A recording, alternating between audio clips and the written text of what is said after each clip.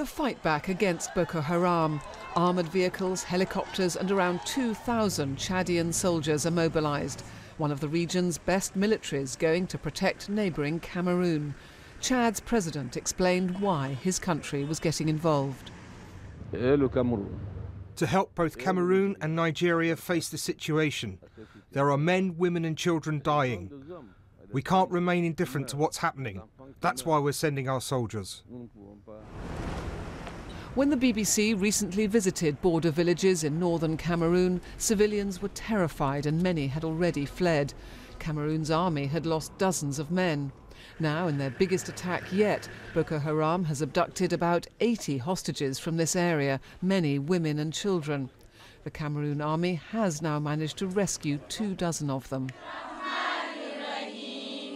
Young girls have already been the militants' target. Over the border in northern Nigeria, Boko Haram seized 200 girls from a school last April. And the militants have been accelerating their advance in Nigeria. They overran the military post and town of Baga. Satellite pictures showed the extent of the destruction. And over the weekend, a suicide bomber killed 4 people and injured many others at a bus station. Thousands across northern Nigeria have fled the violence.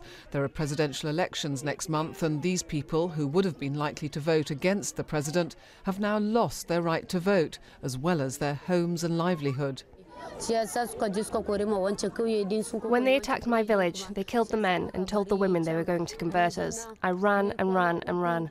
I stayed in the bush for 3 days with no food or water. I came here with nothing, just myself.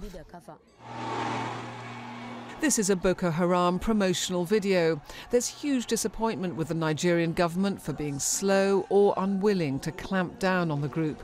It may now be neighbouring countries that will have to galvanise the forces to stop their advance. Emily Buchanan, BBC News.